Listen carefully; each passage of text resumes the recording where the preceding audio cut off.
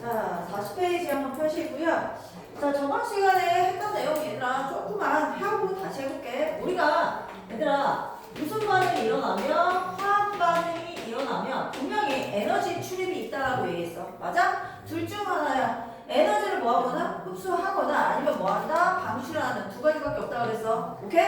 그래서 저번 시간에 무슨 반응 하고 갔어 얘들아? 발열 반응 하고 갔지? 기억나지? 자, 발열 반응이 일어나면은 뭐하다 얘들아? 주위에 뭐가 올라간다? 온도는 올라간다라고 얘기를 했습니다. 되셨죠? 자, 그래서요. 자, 우리가 반응물이 갖고 있던 에너지가 있어. 그치? 근데 발열 반응이 일어나면 걔가 주변으로 에너지를 방출하기 때문에 생성물은 뭐하다? 예, 반응물에 비해서 에너지가 뭐해질 수밖에 없다? 낮아질 수밖에 없다? 라고 얘기했어. 기억나지? 자, 이런 발열 반응의 대표적인 예시가 뭐가 있었더라? 연소 반응 있었잖아, 연소. 맞아? 그 다음에 또 뭐 있었어? 산과 누구의 반응? 염기의 반응. 우리 산과 염기가 반응하는 거 무슨 반응이라고 얘기했어? 중화 반응이라고 얘기했지? 중화 반응이 있다라고 얘기했어. 그 다음에요. 자, 우리가 선생님이 우리 구제역이나 이런 거 발생을 했을 때 예, 산화칼슘하고 누구와 반응시켜서 물을 반응시켜서 열을 발생시켜서 뭐 할 수 있다 얘들아? 구제역 바이러스를 죽일 수 있다라고 얘기했고 우리가 사람 많은 곳에 가게 되면 얘들아 뭐합니까? 훈훈함을 느껴. 이유는 뭐 때문이야? 우리가 하고 있는 이런 호흡들도 전부 다 무엇이다 얘들아? 발열 반응이기 때문이고 그 다음에 너네들 금속이 뭐 될 때 부식이 되는 것들 이런 것들도 전부 다 무슨 반응이다? 발열 반응이다 라고 얘기했어. 그쵸? 자, 그리고 끝났는데 표정들을 보아하니 너무 오랜만에 들어서 안 들었던 것 같은데 그런 표정이긴 한데 자, 그런 반응이 있었고요. 자, 이번에 이제 반대로 무슨 반응입니까? 일단 흡열 반응이죠. 자, 우리 흡열 반응이라고 하는 것은 얘들아 주위의 열을 흡수해서 반응이 일어나는 반응이야. 됐지? 그럼 주위의 열을 흡수하기 때문에 주위의 뭐는 얘들아 주변의 온도는 뭐 할 수밖에 없어? 내려갈 수밖에 없겠죠. 이해되시겠어요? 자, 그래프로 그리시게 되면은 얘들아 뭐하다? 반응물이 얘들아 에너지 주변에서 흡수하니까 생성물이 됐을 때 에너지 자체가 뭐 할 수밖에 없다? 증가할 수밖에 없다라고 얘기할 수 있어요. 됐죠? 자, 이런 흡열 반응의 예시를 일단 해볼게요. 자, 우리 뭐 같은 경우에 광합성 같은 경우도 무슨 경우가 되냐? 흡열 반응이지. 얘도 광합성 알고 있죠? 맞아요? 무슨 에너지를 흡수하죠? 비대 에너지를 흡수해서 뭐가 일어납니까? 흡열 반응이 일어납니다. 알고 있으시죠? 네. 자, 그 다음에요. 너희들 슬러시 같은 거 만들 때 기계 말고 어떻게 만드는지 알고 있죠? 여기에다가 뭐를 넣어요? 뭐 그릇 같은 데다가 얼음을 넣죠, 얘들아. 맞아? 그 다음에요. 여기에다가 뭐를 집어넣으면 소금을 집어넣으면 얘 온도가 뭐합니까? 얘 열을 흡수하기 때문에 내려가죠. 맞아? 여기 안에다가 너희들 콜라 같은 거 있지? 콜라 같은 거 여기 안에다가 이렇게 집어넣으면요. 그 안에서 뭐 만들어 먹을 수 있어요? 슬러시 만들어 먹을 수 있습니다. 너희들 이런 것들 뭐 보통 친구들 모이면 많이 해보는데 안 해봤어? 친구들과 모이지 않습니까? 네, 농구만 합니까? 네, 그럴 수 있어요. 자, 그 다음에 또 뭐를 하냐면 우리 물에 무슨 분해가 있었어? 전기 분해가 있었어. 자, 니네들 얘들아 물 전기 분해할 때 뭐를 해야 됩니까? 전기 분해하는 이유가 물 자체가 에너지를 공급해야지만 물을 뭐로 나눌 수 있어? H2O를 수소와 뭐로 나눌 수 있습니까? 산소로 나눌 수 있습니다. 됐죠? 이런 식의 예시가 있고요. 많은 예시는 일단은 책을 보고 간단히 하고 넘어가겠습니다. 자, 일단 흡열 반응 40페이지 맨 위에 볼게요. 흡열 반응 예시. 화학 반응이 일어날 때 우리 이미 알고 있어. 에너지를 흡수하는 반응 줄치시고요. 자, 이런 흡열 반응의 예인데 흡열 반응의 예시는 별표 쳐두시고요. 지금은 얘들아 이런 게 이권 정도 하시고요. 나중에 시험 보실 때는 외우셔야 돼요. 됐죠? 자, 첫 번째 소금과 물의 반응입니다. 자, 일단 소금과 얘들아 우리 얼음을 지금 이제 녹으면서 소금과 물이 반응하죠? 자, 그래서 줄쳐봐 소금과 물의 반응 줄치시고 자, 그 다음 두 번째 수산화발효과 염화 아모늄의 반응 일단 별표 하나 쳐놔봐. 이건 나중에 실험으로 한번 볼 거고요. 다음 강합성 동그라미 쳐주시고 그 다음에 물의 전기분해 붙여주시고 자, 이번에는 질산 암모늄과 물의 반응도 일단 줄 하나 쳐놔봐. 그 다음에 수산나트륨의 열분해 선생님이 수산나트륨은 뭔지 알려줬었죠. 수산나트륨 니네들 뭐였니 얘들아? 수산나트륨 뭐라고 해야 되지?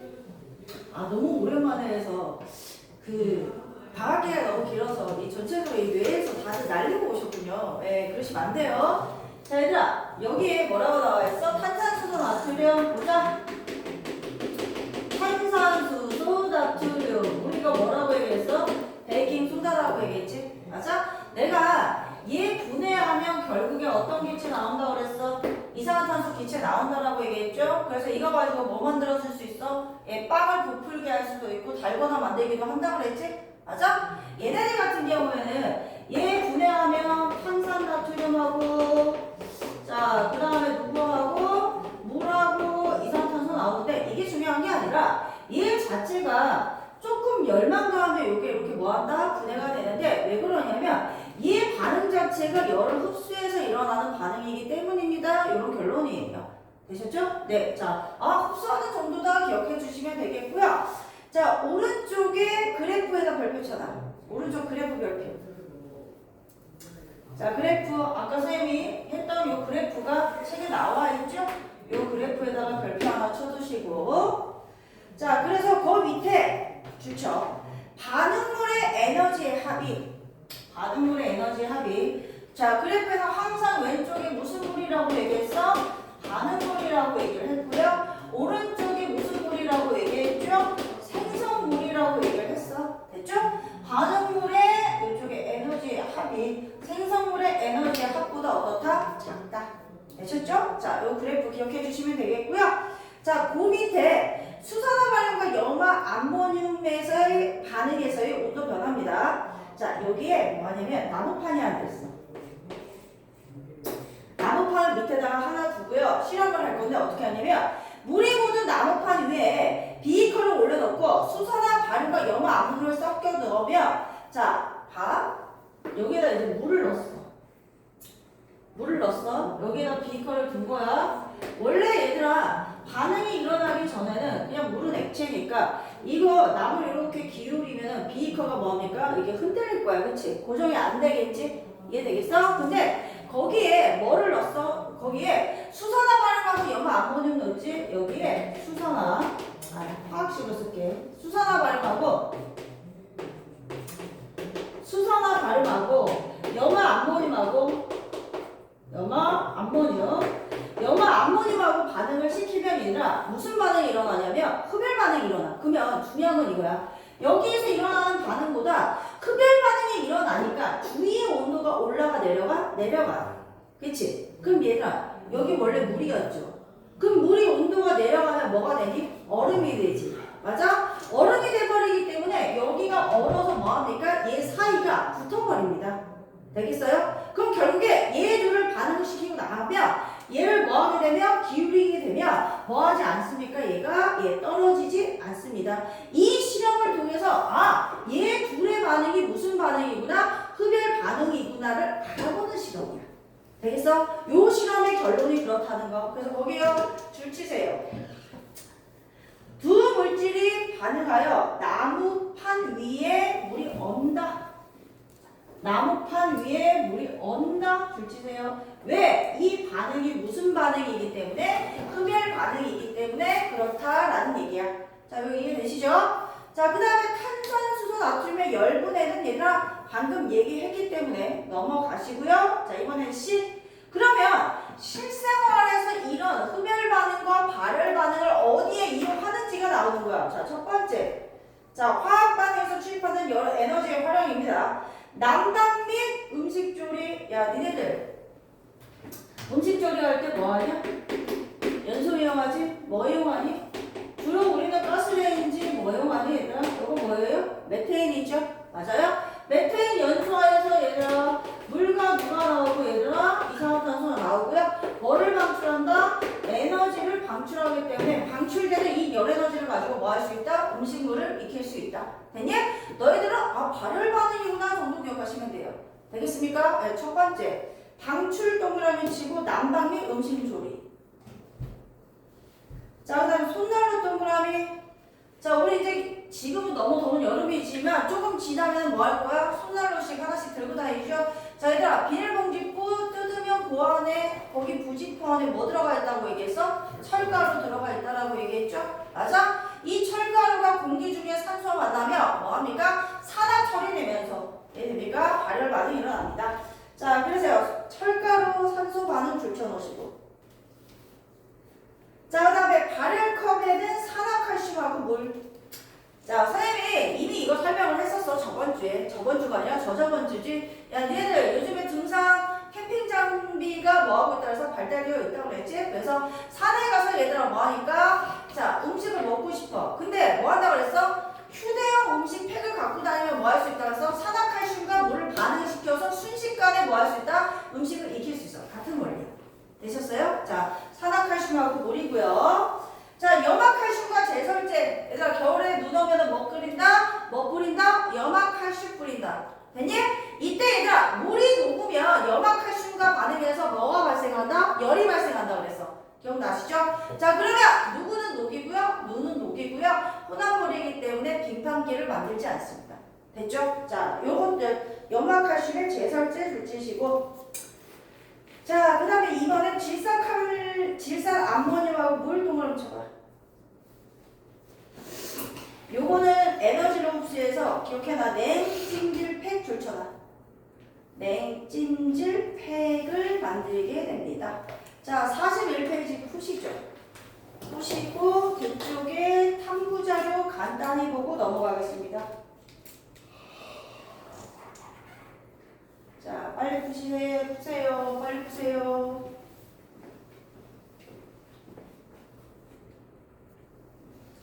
자, 우리 덥직하자. 다 부를게. 자, 41페이지다. 1번. 화학 반응할 때 에너지 흡수하는 반응은 무슨 반응이야? 흡열 반응. 자, 2번. 에너지를 흡수하는 반응 O, 흡수하지 않은 거는 X입니다. 소금과 물이 반응하는 거 O죠. 되셨죠? 산화칼슘과 물이 반응하는 건 대표적인 발열 반응이죠. X. 질산 암모늄과 물이 발생하는 거는 예, 흡열 반응 맞습니다. 자, 수소나마륨하고 염화 암모늄 반응하는 것도 예, 흡열이고요. 자, 물의 정류 흘려보내주면 수소산소 분해, 물의 전기 분해 맞습니다. O. 자, 3번. 가루 안에 알맞는 말을 고르세요. 탄산수 나트륨 가열하면 에너지를 뭐하죠? 흡수. 주위 온도가 낮아집니다. 자, 1번. 가루 안에 공통으로 들어올 말을 쓰세요. 얘들아, 손난로 나왔으니까 방출이겠지. 자, 그 다음 3번. 열이 나거나 통증이 있을 때 사용하는 냉찜질 팩은 질산 암모늄과 물이 반응할 때 주위 온도가 뭐하는? 흡수해서 낮아지는 원리를 이용하는 겁니다. 자, 뒷장 넘어오시고요. 뒷장 넘어오시고 지금 탐구 자료가 나와 있는데 탐구 자료에서 너네들이 그냥 이게 흡열 반응인지 발열 반응인지를 파악만 하고 넘어갈 거야. 자, 일단 탐구 자료에 왼쪽에 손난로 만들기는 결론적으로 무슨 반응? 발열 반응. 이해되지? 오른쪽에 손 냉장고 만들기는 무슨 반응인 거? 흡열 반응인 거. 알고 요 탐구를 보시면 돼요. 됐지? 자, 그 다음에 그 밑에 핵심 자료에 또 밑에 뭐가 있습니까? 얘들아, 묽은 염산과 아연. 얘들아, 금속과 산의 반응은 무슨 반응이라고 얘기했어? 발열 반응이라고 얘기했어. 발열 반응이구나. 자, 그 다음에 이번에 수소나마륨과 염화 암모늄 반응은 뭐다? 흡열 반응이다. 결국 얘들아, 실험 타연구를 실험을 한 다음에 결론적으로 반응을 일으키고 뭐를 측정할 겁니까? 주변의 온도를 측정할 거야. 되겠어? 주변 온도가 올라가면 무슨 반응이다? 발열. 낮아지면 무슨 반응이다? 흡열 반응이다 라는 결론을 낼 거야.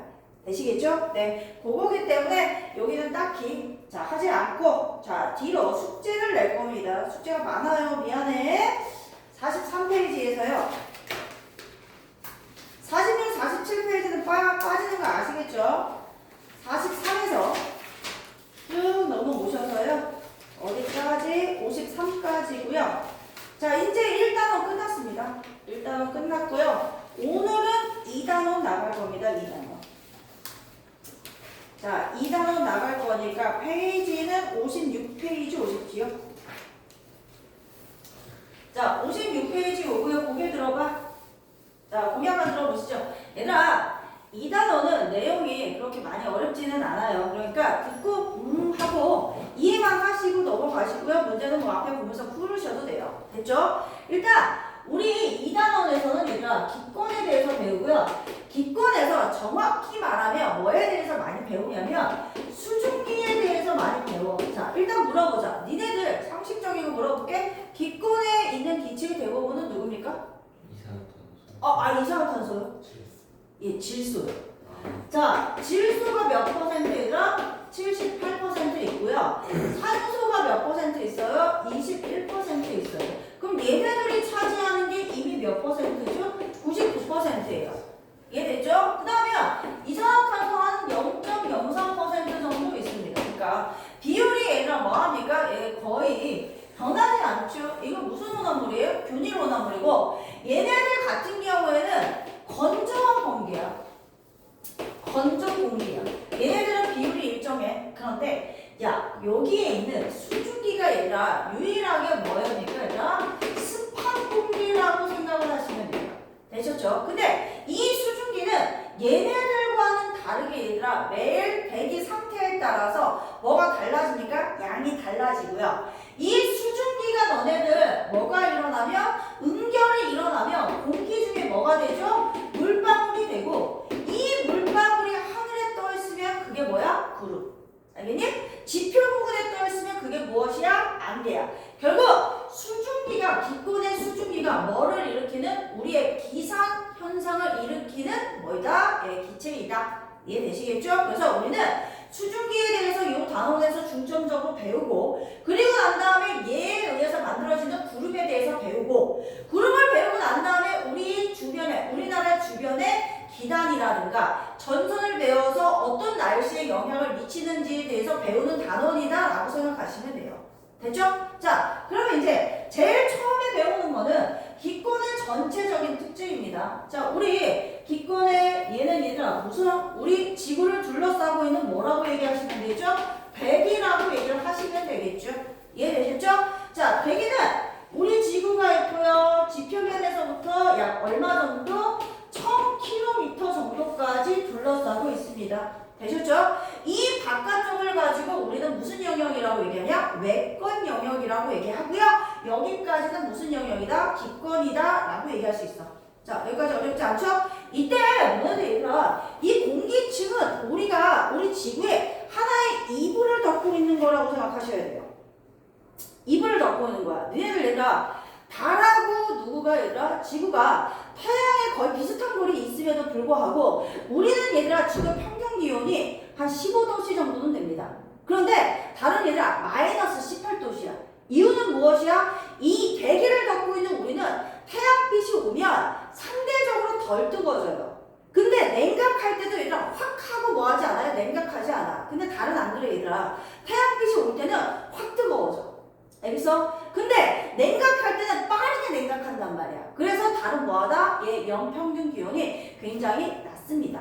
여기까지 이해되시죠? 일교차도 큽니다. 이런 역할을 하는 기권이고요. 이 기권의 뭐에 대해서 얘들아 구조에 대해서 얘기를 해볼게. 자, 그래프를 잘 보세요. 여기에 기온이 있고요. 기온이 있고요. 여기에 뭐가 있냐면 우리 이제 높이가 있어. 기권의 그래프가 일단 기본적으로 이렇게 돼요. 됐지? 자, 변화는 기본. 자, 높이에 따른 무슨 변화? 기온 변화로 나누게 되겠고요. 아시겠죠? 자, 이때 자 여기에서 한번 뭐합니까? 네, 꺾이고요. 여기서 한번 꺾이고 여기서 한번 꺾입니다. 여기까지 되셨죠? 자, 일단 잘 봐봐. 우리 여기까지를 갖고 무슨 건이라고 얘기하냐면 대륙건이라고 얘기를 합니다. 대륙건이야. 자, 그 다음 여기를 갖고 우리는 무슨 건이라고 얘기를 하냐면 성층권이라고 얘기를 하고요. 자, 여기를 중간권이라고 얘기를 하고 마지막에 열권이야. 자, 일단 보세요. 대륙권과 중간권은 위로 올라갈수록 온도가 뭐합니까? 낮아지고요. 나머지는 올라가. 그럼 일단 하기 전에 왜 이런 온도 변화가 일어나는지부터 한번 얘기를 해볼게. 얘들아 우리가 사실 태양 때문에 지구가 뜨거워지는 건 알고 있지. 맞아? 근데 니네들 얘들아 하루 중에도 생각해보면 하루 중에 우리가 지표면에 대해서 태양이 내 머리 위에 가장 높게 떠 있을 때가 언제야 얘들아? 보통 한 낮 12시 반 정도 얘기하죠. 맞아요? 그럼 얘들아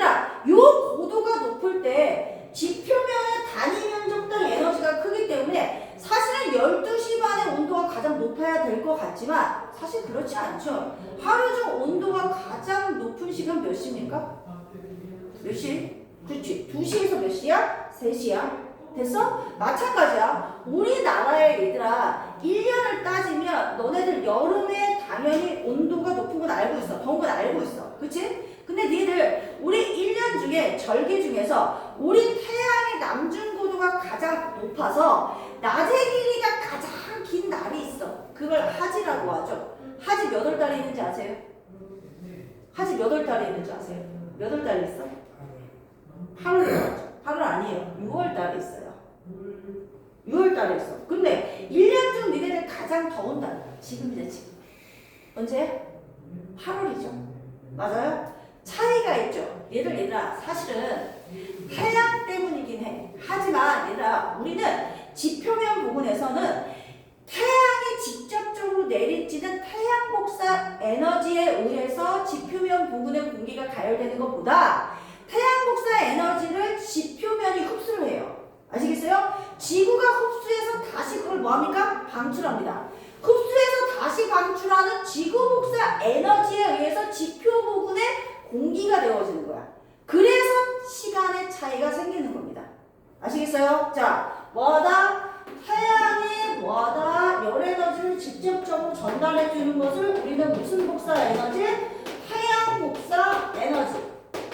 이해됐지? 이거를 지구가 다시 이것을 흡수해서 다시 방출하는 에너지를 갖고 우리는 뭐라고 얘기하고요? 지구 복사 에너지라고 얘기하고요. 지표면 부근에 뭐는 얘들아? 공기는 지구 복사 에너지의 영향을 더 크게 받아서 데워진다. 여기까지 됐어? 그럼 봐봐. 지금 대륙권에서는 얘들아 태양은 저 위에 있는데 오히려 지표면의 온도가 더 높아. 우리 산으로 갈수록 온도 낮아지는 거 알고 있잖아. 맞아? 왜 그래? 아! 태양 복사 에너지가 아니라 위로 올라갈수록 방출하는 지구 복사 에너지의 양이 적어지기 때문이야. 여기까지 되시겠어요? 자, 대륙권에서는 위로 갈수록 온도가 낮아집니다. 이유는 뭐 때문이다? 방출되는 지구 복사 에너지의 양이 적어지기 때문이다 얘기야. 여기까지 됐지? 자, 이제 성층권으로 가면은 다시 온도가 올라갑니다. 이유가 있겠지. 이유가 있을 거야. 왜? 방출하는 지구 복사 에너지의 양은 적어지는데 올라갈수록 뭐다? 온도가 높아지는 이유는 이겁니다. 여기에 들어봤을 거예요. 오존층이 존재하고 있습니다. 맞아? 얘들 오존층에서 뭐 흡수하더라? 오존층에서 뭐 흡수하더라? 우리 이거 없으면 우리 큰일 나. 그렇지. 자외선. 얘가 대부분의 자외선을 흡수하죠. 얘들아 얘가 흡수해 줌에도 불구하고 우리 자외선이 우리한테 와서 피부암 같은 것도 일으킬 수 있고 피부 타게 하잖아? 이해되지? 어찌됐든 간에 자외선이라고 하는 것도 결국엔 태양의 에너지입니다. 되겠어? 얘 오존층에서 자외선을 흡수해서 뭐하겠다? 다시 온도가 올라갑니다. 여기까지 됐죠? 자, 다시 온도가 낮아지죠. 왜? 이유가 똑같아요. 지표에서 멀어져서 지구 복사 에너지 도달량이 적어지기 때문이야. 얘는 중간에 오존층이 있어서 올라갔을 뿐 얘는 오존층이 존재하기 때문에 다시 온도가 낮아지는 거야. 이해됐지? 그러다가 열권에서 다시 온도가 쭉 하고 올라갑니다. 왜? 열권까지 가면 요 외권과 좀 뭐하죠? 가깝죠? 그러면 이제는 태양 복사 에너지의 영향을 지구 복사 에너지보다는 더 많이 받게 되어 있어. 알겠어? 그래서 열권에서 온도가 다시 올라가는 이유는 뭐 때문이다? 태양 뭐를 얘들아? 복사 에너지를 직접적으로 뭐하기 때문에 흡수하기 때문에 다시 올라간다라는 결론이 나올 수 있어요. 여기까지 이해됐죠? 자, 그 다음에 자 대류현상. 우리 민지씨 대류현상이 뭐죠? 이렇게 뜨거운 네. 공기에 온도가 기체에서 맞나? 그러니까 뜨거운 게 위로 올라가고 맞아. 차가운 거 아래. 맞아. 자, 얘들아. 대류라고 하는 것도 열을 전달하는 방식 중에 하나인데 지금 얘기했듯이 맞아? 액체나 기체 입자가 스스로 이동하면서 열을 전달해주는 방법이죠. 맞아요? 이때 자 온도가 낮은 애는 어디로 내려오고 얘들아? 밑으로 내려오고 맞아? 온도가 높은 애는 어디로 올라간다? 위로 올라가는 현상 이게 대류죠. 알고 있지? 그럼 잘 봐봐. 우리 4개의 층 중에서 얘들아 대류 현상이 일어날 수 있는 구간이 두 구간 존재하게 되어 있어요. 두 어디예요? 대류 현상이 일어날 수 있는 구간이 있어요. 구간 어디입니까? 두 구간이 있어요. 맞춰보세요. 대류 현상이 일어날 수 있는 구간 두 개 있어요. 어디입니까? 다 찍어? 대류권, 성층권 뭐 다 찍은 구간? 성층권에서 대류 현상이 일어나나? 자, 일단 대류권 일어나. 잘 봐봐. 자, 이쪽이 기온이야. 자, 대류권을 볼게요. 대류권은 높이가 여기가 0에서부터 시작하는 거니까 대류권은 높이가 낮은 지점이 온도가 높아. 맞아? 위로 올라갈수록 온도가 어떻게 되냐? 낮아지지. 이해되겠어? 그러면 대류권에서는 위가 온도가 높고 아래가 높으니까 당연히 무슨 현상 일어나야 돼요? 대류 현상이 일어나야 됩니다. 되겠지? 근데 성층권은 일어나지 않겠지. 생각해봐. 성층권은 아래가 온도가 낮고 이해됐어? 위에가 온도가 높아. 얘들아, 온도가 높은 애가 위에 있는 게 맞잖아. 매우 한정적이야. 그럼 성층권에서는 당연히 일어날 수 있어 없어? 없어. 그럼 얘들아, 그래프상 대류권과 중간권이 모양이 똑같단 말이야. 그럼 중간권에서도 무슨 현상이 일어날 수 있는 것이야? 대류 현상이 일어날 수 있고요. 이해되시죠? 마찬가지로 성층권과 그래프 모양이 같은 열권에서 대류 일어난다, 일어나지 않는다? 일어나지 않습니다. 이해되겠어? 그러면 자, 대류 현상은 얘들아 대류권과 중간권인데 얘네들의 큰 차이가 하나 있어. 뭐냐면 대류권은 기상현상이 있어. 근데 얘는 기상현상이 일어나지 않아. 거의 이유가 있어. 왜? 기상현상을 일으키는 수증기의 존재. 얘들아, 수증기는 진짜 대기 중에 조금 있어. 이해되냐? 우리 대기권이 얘들아 1000km까지 있는데 얘들도 질량을 갖고 있기 때문에 지구 중력에 의해서 잡혀있단 말이야. 맞아? 근데 니들 알다시피 지구가 이렇게 있으면 지구에 가까울수록 중력이 센 거야. 이해되니? 그럼 올라갈수록 중력 세져 약해져? 약해져. 그럼 대부분의 공기는 다 어디에 있어야 돼? 지표에 가까운 곳에 많이 모여 있어야 돼. 이해되겠어? 그러면 공기는 대류권에 대부분 있단 말이야. 오케이? 그럼 결국에 수증기는 거의 여기 있지 여기는 수증기가 거의 없단 말이야. 되겠어? 그러니까 기상현상은 대류권에 있을 수 있지만 중간권은 있다 없다? 없다. 수증기가 없어서 그렇다. 여기까지 이해되시죠? 그 다음 대부분의 공기는 무슨 권에 있다? 대류권에 있다. 어렵지 않지? 그럼 이제 성층권이야. 성층권은 얘들아 뭐 하냐면 안정적이잖아. 그럼 니들 알지? 우리 비행기 타봤지? 비행기 타봤잖아. 시승할 때 비행기 탔지? 얘들 비행기 탈 때 항상 뭐 할 때? 이륙하고 착륙할 때 꼭 뭐를 세우냐? 뭐를 차라고 하냐? 예, 벨트 차라고 하죠. 벨트 차라고 하죠? 안 찹니까? 아, 차죠. 예. 이유가 무엇이야? 얘들아, 이륙하고 착륙할 때는 항상 무슨 권을 지나게 되어 있어? 대류권을 지나게 되어 있어. 맞아? 그래서 비행기는 얘들아 한번 이륙하면 거의 장시간 비행을 할 때는 우리가 이렇게 비행기에서 밑에 보면 뭐가 있어? 구름이 있지. 맞아? 구름이라는 거는 기상현상을 일으키는 애들 중에 하나야. 그러니까 구름 위에 떠 있다는 얘기는 기상현상을 일으키는 대기권 위에 있다는 얘기야. 그래서 장기간 비행을 할 때는 우리는 대류권 위에서 가. 안정적인 어디에서 가는 거지? 성층권에서 가는 거지. 되셨어요? 그래서 장기간 비행의 항로로 누구를 이용을 합니까? 성층권을 이용을 합니다. 이유는 뭐 때문이에요, 얘들아? 얘가 안정적이기 때문이다. 그런 얘기예요. 이해되셨죠?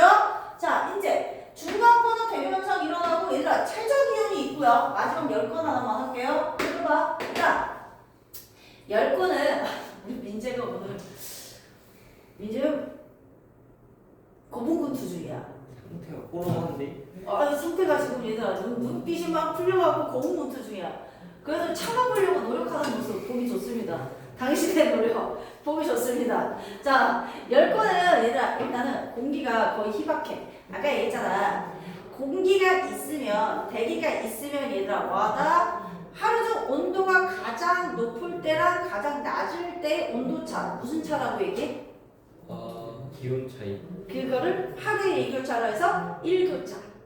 알겠어? 그러면 1년 중에 가장 온도 높을 때랑 가장 낮을 때는 무슨 차야? 연교차라고 얘기해. 됐지? 그럼 어쨌든 간에 누구는 이 10건은 공기가 거의 없어. 희박해. 이해돼서? 이게 있지만 희박하니까 태양이 비칠 때는 온도가 많이 올랐다가 없어 많이 내려가. 이해되셨어요? 그래서 무엇하다? 이온차가 굉장히 크다. 자, 그 다음 얘는 얘들아 공기가 거의 없으니까 우리가 여기 뭐 띄워서 인공위성 띄워갖고 뭐 할 수 있어? 우리 대기에 영향 없이 뭐 할 수 있어? 인공위성을 돌릴 수 있어. 인공위성 궤도로도 많이 이용을 하고요. 되셨죠? 자, 그 다음 여기 중간권에는 어떤 현상을 볼 수 있냐면 유성을 볼 수 있어. 근데 유성이 뭐야? 유성 알잖아. 유성 뭐야? 유성 뭐야?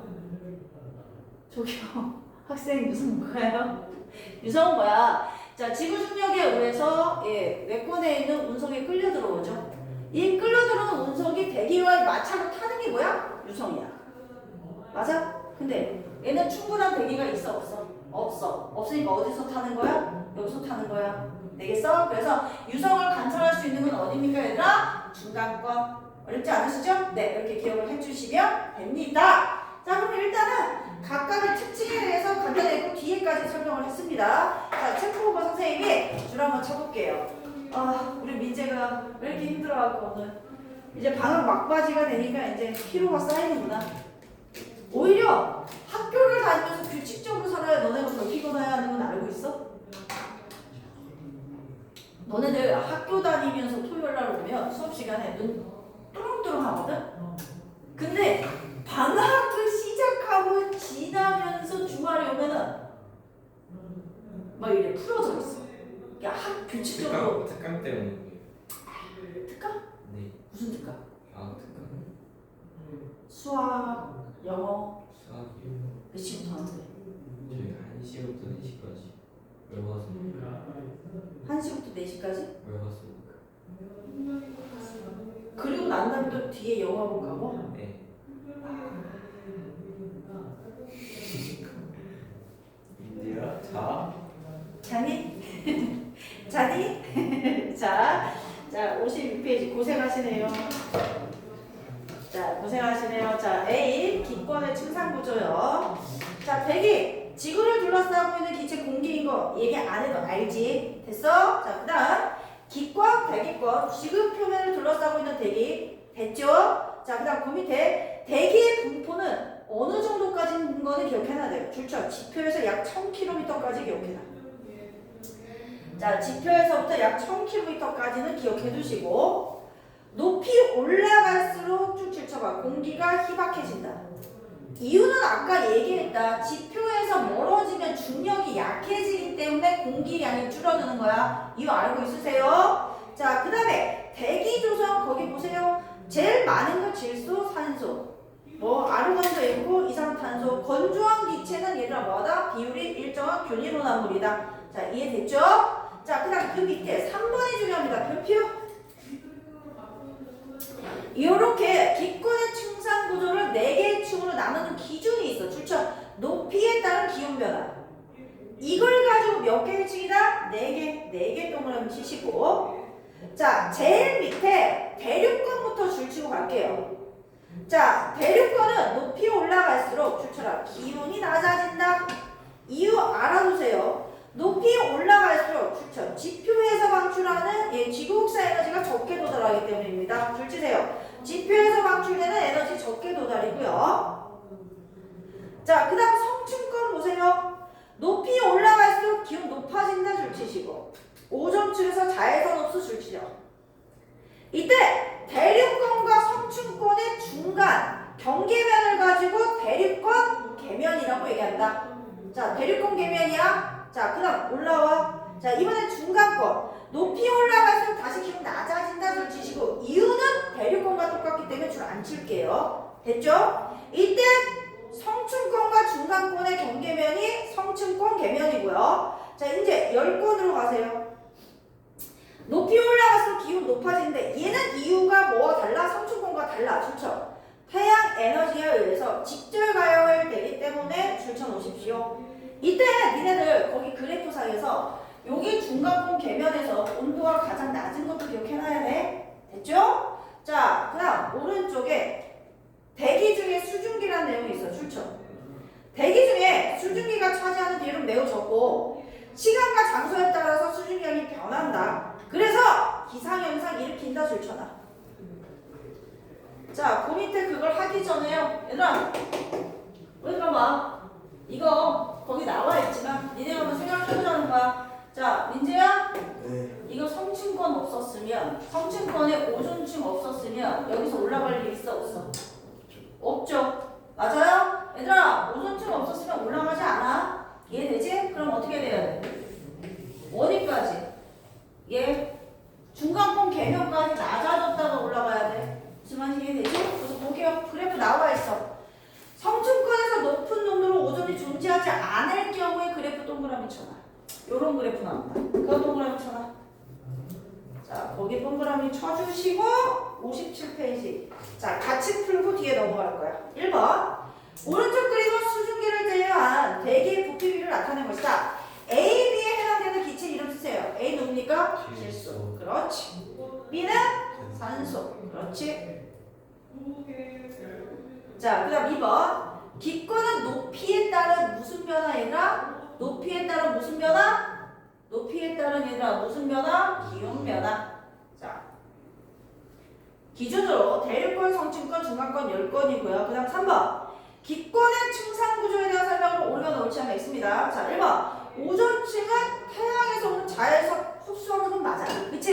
근데 대륙권 아니라 어디라고 얘기해야 돼? 성층권. X. 자, 그 다음. 성층권과 중간권 사이의 경계면. 얘들아, 아래층에 있는 뭐를요? 이름을 땁니다. 그러면 중간권 계면이 아니라 성층권 계면이라고 하셔야 돼요. X. 자, 그 다음 3번. 열권은 태양의 에너지에 직접 가열됨으로 높이 올라서 기온 높아지죠. 예, 맞습니다. 뒷장 넘어오세요. 자, B. 얘도 설명했어. 자, B 설명했습니다. 기권 각 층의 특징 설명했습니다. 일단 열권부터 출처. 공기 매우 희박 출처. 공기가 희박해서 그것 때문에 낮과 밤의 기온차 크다 출처. 자, 고緯도의 여기에 오로라 동그라미 인공위성 궤도 줄치십시오. 자, 중간권 대륙 동그라미. 자, 수증기 거의 없어 기상현상 나타나지 않는다 줄치고 별표. 그 다음 중간권 계면 부분에서 최저기온 동그라미. 자, 그 다음 중간권 상부에서 유성 동그라미. 각각의 특징이 키포인트만 기억하셔 주시고요. 자, 이번 성층권 대기가 안정 동그라미. 그래서 대륙이 일어나지 않는다 줄치시고 오존층 때문이야. 자, 성층권 하부에 출처 장거리 비행기 항로. 아까 오존층이 존재한다고 했는데 어디냐면 20에서 39간 줄치시고 오존층. 자, 이번엔 대륙권. 자, 공기의 대부분 줄치시고. 자, 대기가 불안정해서 대류활발 동그라미. 자, 그 다음 수증기가 있어 별표. 예, 기상현상. 예, 여기까지. 자, 하시고 오른쪽에 1, 2, 3번 문제 풀고 아래 거 설명할게요. 자, 1번. 기권에서 공기의 양은 높이 올라갈수록 많아진다, 적어진다? 적어진다. 중력이 작아지니까. 그래서 대부분의 공기는 지표에 제일 가까운 무슨 권에 있다? 대륙권. 그렇죠. 자, 그 다음 2번. 높이 올라갈수록 기온이 점점 낮아져서 대류 현상이 일어나는 두 개의 층이 있어요. 무슨 권과 무슨 권이야? 대륙권과 그렇지 중간권. 자, 3번. 기권의 곽층에서 나타나는 현상을 옳게 연결하십시오. 자, 일단요. 얘들아, 대류는 일어나지만 기상현상이 일어나지 않는다 그러면 무슨 권을 쳐야 돼? 중간권. 잘했어. 자, 니은. 공기가 희박하고 낮과 밤의 기온차가 크다. 뭐라고 해야 돼, 얘들아? 열권. 그렇지. 자, 디귿. 대기가 안정해서 장거리 비행의 항로로 이용되는 것은 뭡니까? 성층권. 자, 눈비의 기상현상 무슨 겁니까? 열권. 자, 열권이고 실험 먼저 보고 올게요. 자, 61페이지 실험 먼저 하나 보고 올게요. 기지개 좀 펴. 저기요. 좀 많이 이상해요. 자, 61페이지. 리을에 대륙권 아니에요? 아, 내가 말 이상하게 했어요. 미안해. 자, 리을의 무슨 건이요? 대륙건. 자, 대륙건. 자, 뒤로 넘어오세요. 61페이지. 오씨, 민재. 조는 줄 알았더니 잘 듣고 있었어. 귀는 열려있고. 장난 없는데? 귀는 열려있는데? 자, 얘들아, 61페이지 펴봐. 탐구 자료의 제목이 뭐래요? 복사 평형이래요. 자, 일단 볼게요. 물체가 복사 평형에 도달하는 과정을 이해할 수 있다. 자, 1번. 검은색 알루미늄 컵에 디지털 온도계를 꽂은 뚜껑을 덮는다. 자, 2번. 적외선 등에서 30cm 정도 떨어진 곳에 알루미늄 컵을 뭐한다? 놓는다.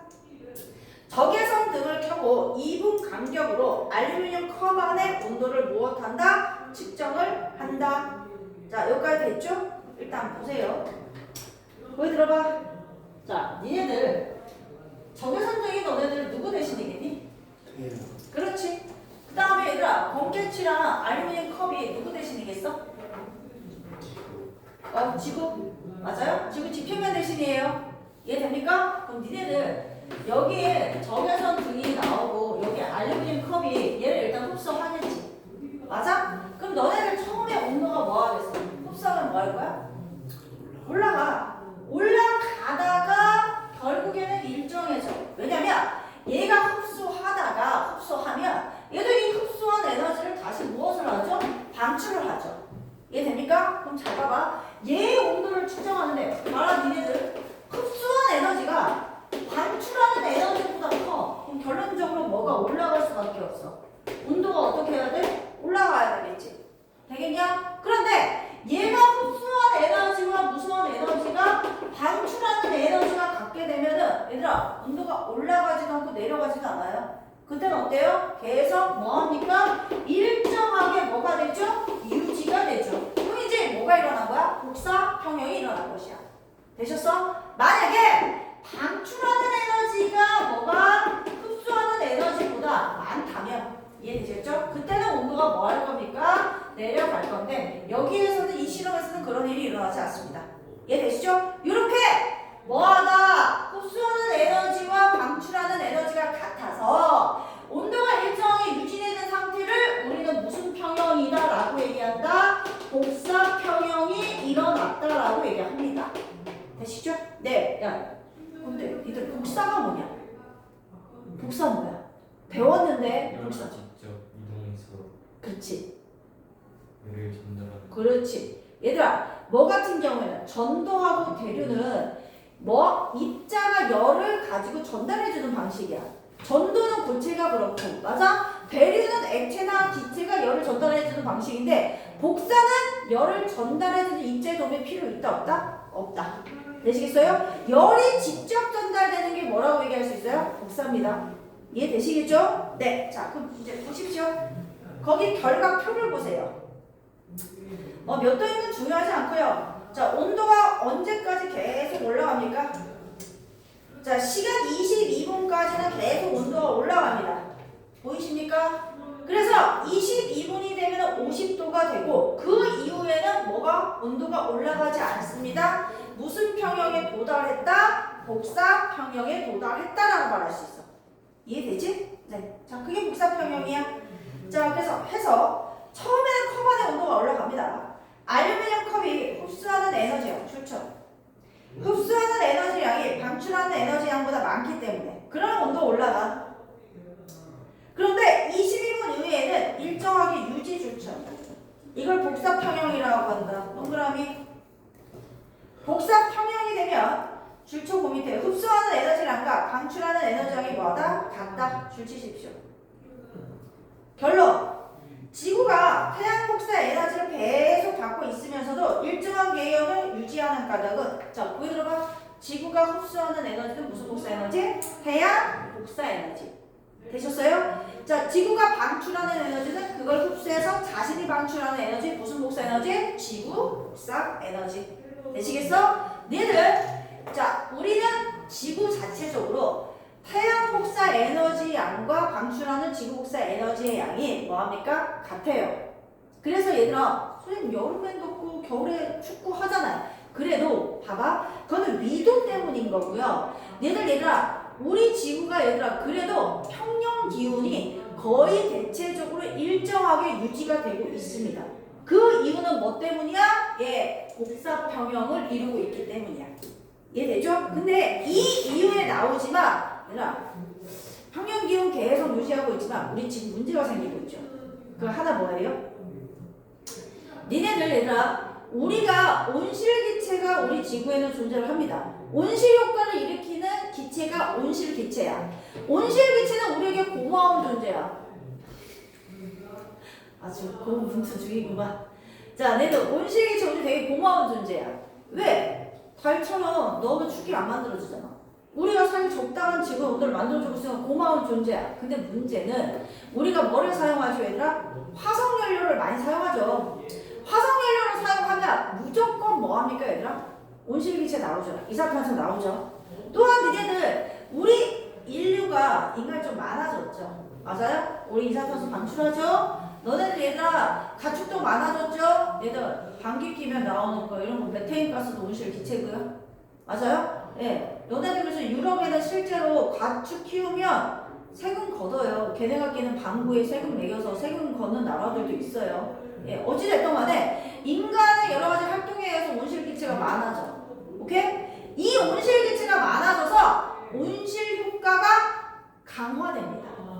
이해되죠? 강화돼서 지구의 평년 기온이 올라가는 게 뭐예요? 문제가 되는 거죠. 우리 그걸 갖고 지구 뭐라고 얘기하죠? 온난화. 지구 온난화가 문제가 되는 것이지. 맞아요? 온실 효과는 고마운 거죠. 이해되죠? 그러니까 지구 온난화 현상을 줄여야 되는 거야. 됐지? 네. 자, 그러면 그래서 거기 결론 내봅시다. 지구가 태양 복사 에너지를 계속 받고 있으면서도 일정한 기온을 유지하는 까닭을 흡수하는 무슨 복사? 태양 복사 에너지. 양과 방출하는 니온의 뭐다? 지구 복사 에너지의 양이 같아서 무엇을 이루고 있다? 복사 평형을 이루고 있기 때문이다. 입니다. 자, 이렇게 해 주시고 네. 쉬고 우리 잠깐만 쉬고 밑에 다시 설명해 드릴게요. 잠깐만 쉬세요. 자, 그래서 이제 여기에 다시 나가보자. 자, 거기요 58페이지 한번 보실까요? 자, C 볼게요. 지구의 복사평형. 자, 볼게. 지구의 복사평형, 복사에너지. 자, 복사에너지는 물체가 복사의 형태로 방출하는 에너지고요. 좀 이따 줄을 치지만 얘들아, 어떤 물체가 온도를 갖고 있으면 다 복사에너지를 방출을 하는데 온도가 높은 물질일수록 방출하는 복사에너지 양이 훨씬 많아. 있어? 기억해둬라. 우리도 지금 복사열을 뭐하고 있어요? 방출을 하고 있죠. 자, 그 다음 2번 복사평형. 우리 실험으로 보고 왔어요. 어떤 물체가 흡수하는 복사 에너지의 양과 방출하는 복사 에너지의 양 같아서 온도가 일정을 유지하는 상태가 복사 평형이라고 얘기합니다. 뜻에만 동그라미 하나 쳐두시고요. 복사 평형. 자, 중요한 건 3번이에요. 3번에 지구의 복사 평형인데 그 밑에 있는 그림을 하나 보십시오. 자, 잘 봐봐. 태양 복사 에너지가 일단 100%가 있어. 근데 우리 지구는 이 태양 복사 에너지 100%를 다 흡수하지 않아. 오케이? 잘 봐봐. 지표면에서 일단 50% 흡수하고요. 지구의 대기에서 20%를 흡수해. 맞냐? 그런데 흡수하기도 전에 그냥 대기와 지표에서 반사하는 태양 복사 에너지가 있어. 얼마입니까? 30이에요. 되셨어? 그러면 지구는 얘들아 뭐 하지 않아요? 태양 복사 에너지 100을 흡수하지 않고요. 30은 반사하고 지표의 50과 대기의 20을 합쳐서 70%만 뭐합니까? 흡수합니다. 기억해놔 해. 됐지? 자, 그 다음 그 옆쪽에 빨간색 화살표를 보세요. 흡수한 태양 복사 에너지를 지표에서 다시 방출을 합니다. 이해되시겠죠? 자, 결론적으로 우주로 방출되는 게 뭡니까? 얘들아 몇 %입니까? 70%입니다. 되겠냐? 결국 흡수한 만큼 방출하기 때문에 지구도 무슨 평형을 이루고 있다? 복사평형이야. 됐니? 자, 거기 별표 쳐두시고요. 자, 지구는 태양 복사 에너지를 흡수한 양만큼 지구 복사 에너지를 방출하여 복사평형 이루고 있다. 예, 그거 줄쳐놓으세요. 지구는 태양 복사 에너지를 흡수한 양만큼 지구 복사 에너지를 방출해서 복사평형을 이루고 있고요. 그래서 지구의 중첩 평균 기온이 거의 일정하게 유지가 됩니다. 자, 거기에 지구가 흡수하는 태양 복사 에너지 70%는 동그라미 쳐놔. 그래서 방출하는 양의 합도 얼마라고요? 70. 자, 그 다음에 온실효과 동그라미.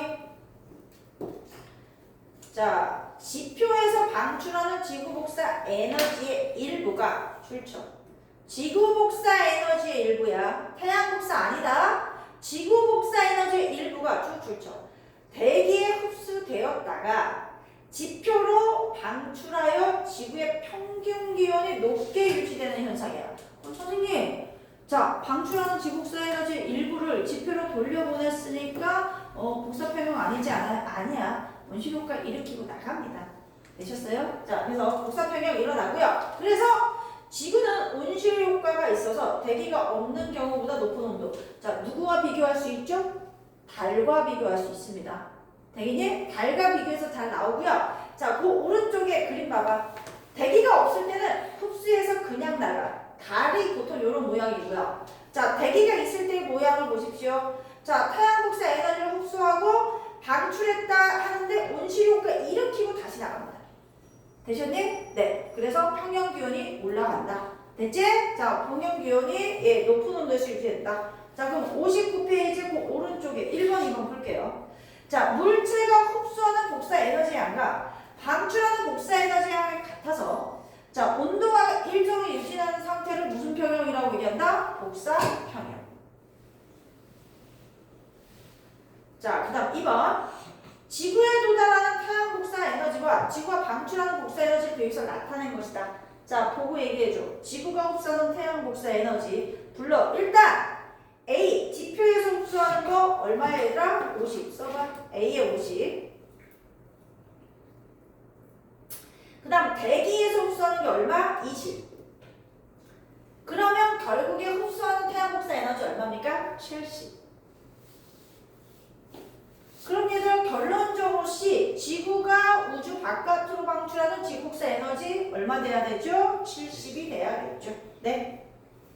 자, 그 다음 A에서 D 중에서 얘들아 온실효과를 나타내는 건 누구야?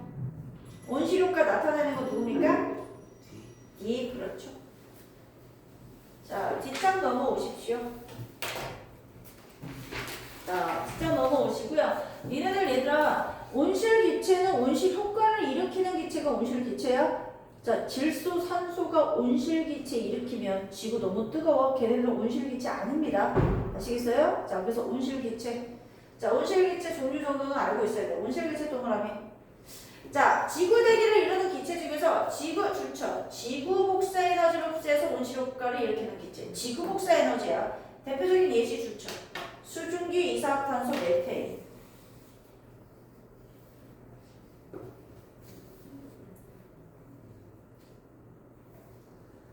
자, 그 다음 지구 온난화 동그라미. 이미 알고 있는 내용이기 때문에 자, 대기 중에 방출되는 출처 온실기체의 양 줄치고 증가 동그라미. 그래서 온실효과 줄치고 강화 동그라미. 그래서 지구의 평균 기온이 줄치고 높아지는 현상 동그라미. 정확한 뜻을 기억해야 돼. 됐지? 자, 가장 큰 영향을 미치는 온실기체 이산화탄소 동그라미. 얘들아 메테인도 있고 이산화탄소도 있고 수증기도 있잖아. 근데 온실효과의 효율이 가장 큰 거는 사실은 수증기야. 셋 중에 같은 양이 있을 때 온실효과의 효과가 가장 큰 건 수증기거든. 하지만 이 수증기는 양도 매일 바뀌고 기온이나 뭐 대기에 의해서 바뀌는 데다가 인간이 수증기 양을 조절하거나 이 많은 영향을 미치지 않아. 알겠어? 그러니까 결론적으로 온실 기체들 중에서 인간에 의해서 가장 많이 만들어내는 기체가 누구이기 때문에 가장 많이 변한 것도 이산화탄소이기 때문에 가장 큰 영향을 미친다라고 얘기하는 것이야. 되겠지? 자, 그럼 거기요. 자, 밑에는 그래프를 보세요. 대체적으로 1850년대 이후부터 보통 이제 산업혁명 이후부터 자, 화석연료의 사용이 증가했기 때문에 이산화탄소의 농도가 매년 증가하고 있어. 되지? 그래서 그 오른쪽에 그래프 봐봐. 평균 기온이 대체로 어때요? 예, 높아지고 있죠. 맞습니까? 그래서 현재 이런 지구 온난화의 가장 주범이 이산화탄소라고 과학자들이 얘기를 하고 있고요. 근데 니네들 그래도 이산화탄소 많이 조금 줄어들었대. 우리 니네들 얘들아 저탄소 해갖고 전 세계적으로 뭐를 맺어서 얘들아 규약을 맺어서 이산화탄소 방출력을 줄이려고 노력을 몇 년간 해왔거든. 그래서 실제로 많이 줄었다라고 얘기를 하더라고요. 그래서 많이 줄었대. 자, 그러면 이산화탄소의 농도가 증가하는 주요 원인 줄쳐 화석연료 사용 증가. 화석연료 사용 증가고 그다음 그 밑에 대기 중의 이산화탄소의 농도와 평균 기온이 대체로 비례 줄쳐봐봐.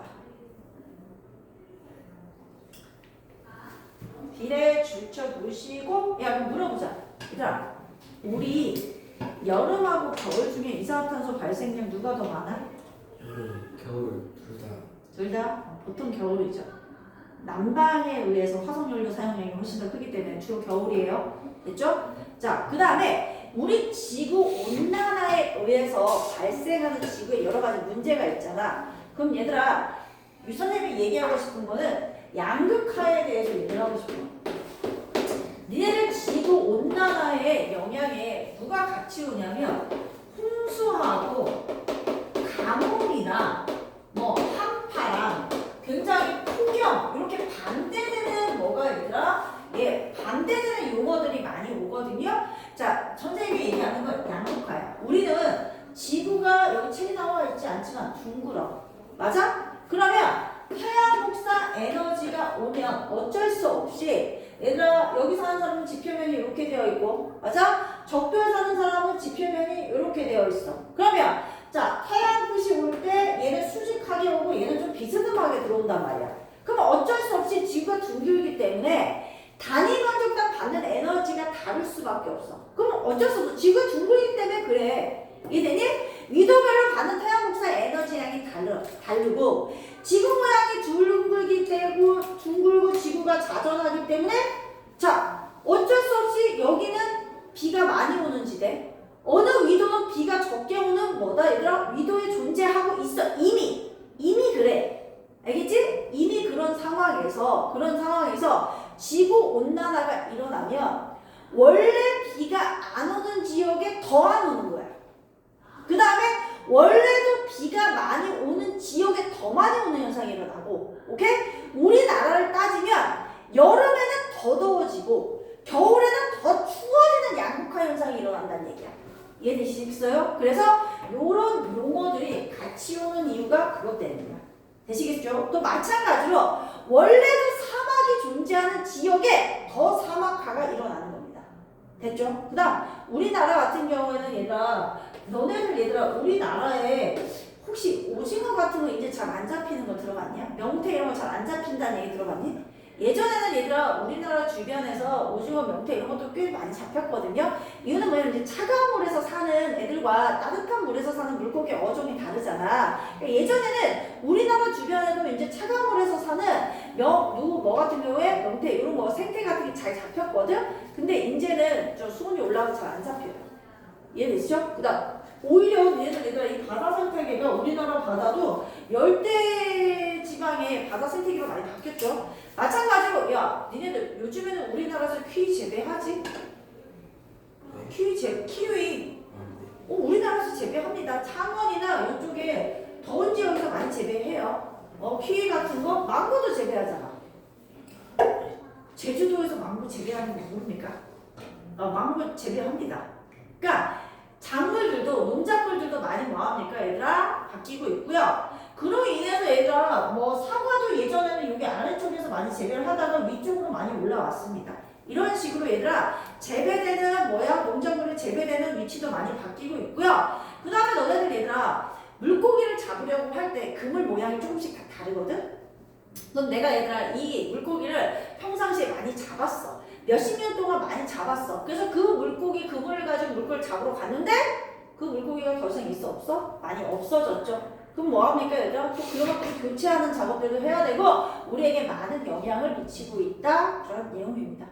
됐습니까? 네. 자 그래서 지구온난화의 영향입니다. 자 비가 면적이 감소하고 있죠. 비가 계속 녹고 있죠. 맞니? 자 비가 면적 감소하는 거 온난화의 영향 별표는 쳐놔봐. 자 그 다음에 해수면 상승. 니네들 온도 높으면 무슨 팽창하니? 그렇지. 열팽창에 의해서도 해수면이 뭐하고 있고 얘들아? 상승하고 있고요. 빙하가 녹아서도 뭐하고 있습니까? 상승하고 있습니다. 그래서 실제로 몰디브라고 하는 곳이 있어. 그래서 몰디브가 얘들아 현재도 물에 많이 잠겨 있거든요. 근데 신혼여행지로 여기를 되게 많이 갔던 이유 중에 하나가 뭐냐면 좀 지나면 해수면이 너무 많이 올라와서 다 잠길 거라는 얘기가 있어요.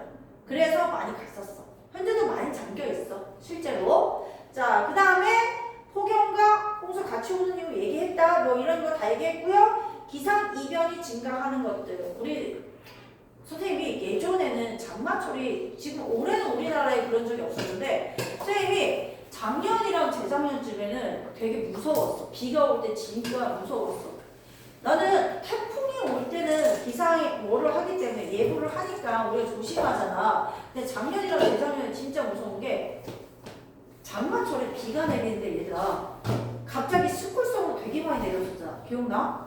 그래서 뭐 지하차도에서 사람이 갇힌다던가 지하 주차장에서 사람들이 갇혀서 이렇게 사고 나는 거고 진짜 많이 우리나라에 그런 적이 없었거든? 근데 작년, 재작년에 그런 일 되게 많이 있었지. 얘들아 아직 우리나라에 태풍 시작 안 했거든? 안 왔거든? 이제 앞으로 태풍이 올 때 조심하셔야 돼요. 비 와서 막 신난다고 뛰어다니고 막 그러면 안 된다. 선생님은 태풍 왔을 때 비도 비인데 바람이 너무 무섭더라고. 바람 진짜 많이 불어서 우리 왜 무섭냐면 너네 여기 옥에 간판 되게 많잖아. 바람이 세서 간판이 막 날아다니고 떨어지면은 그때는 그냥 떨어지면 맞으면은 우리 진짜 큰 사고 일어나니까 그게 굉장히 무섭더라고. 이럴 때 조심해라. 비 많이 올 때 어디 나다니지 말고 꼭 집에 차로 다니고 슬리퍼 신고 다니지 말고 비 많이 왔을 때 슬리퍼에 양말도 안 신고 돌아다니면 위험해. 제발 그러지 마시고 꼭 운동화 신고 다니고 찝찝해도 신고 다녀. 자, 그 다음 이번에는 생태계도 변했고 농작물의 생산량 감소로 식량 부정 현상들이 일어나고 있습니다. 자, 이런 온난화 방지 대책으로는 온실기체 배출량 줄이기, 뭐 산림보전, 에너지 절약, 친환경, 뭐 이런 것들 때문에 우리 개인적으로 뭐 많이 하냐? 우리나라는 뭐 분리수거, 그 다음에 텀블러 갖고 다니기, 그 다음에 가까운 곳에 걸어 다니기, 뭐 자전거 타기 이런 것들이 다 같은 맥락이다. 자, 그러면 그 밑에 이제 문제 풀게요. 온실 효과가 강화되어 지구의 평균 기온이 높아지는 현상. 이제 뭐라고 얘기해? 그렇지, 지구온난화. 자, 그 다음에 2번 예지야. 지구온난화에 가장 큰 영향을 미치는 온실기체가 누구야? 그렇지, 잘했어. 3번 성범아. 대기 중 이산화탄소 농도가 증가하면 지구의 평균 기온의 대체로 낮아진다. 맞아 틀려? 그렇죠. 자, 성범이가 다 하자. 지구온난화의 영향으로 해수면의 높이가 하강할 것이다. 맞아 틀려? 그렇지. 자, 3번 지구온난화를 방지하기 위해서 온실기체 배출량을 줄여야 한다. 예, 맞습니다. 자, 뒤로 넘어오십시오. 몇 개만 같이 풀고 갈게요. 숙제를 내기 전에 몇 개 같이 풀게요. 자, 62페이지에 3번 보세요.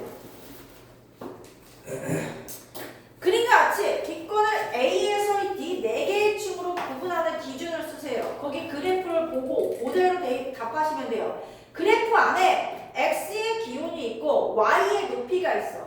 맞아? 그럼 나누는 기준이 나와 있는 거야. 뭐라고 쓸 거야? 뭐라고 써야 돼? 높이에 따른 기온 변화. 3번 높이에 따른 기온 변화. 높이에 따른 기온 변화.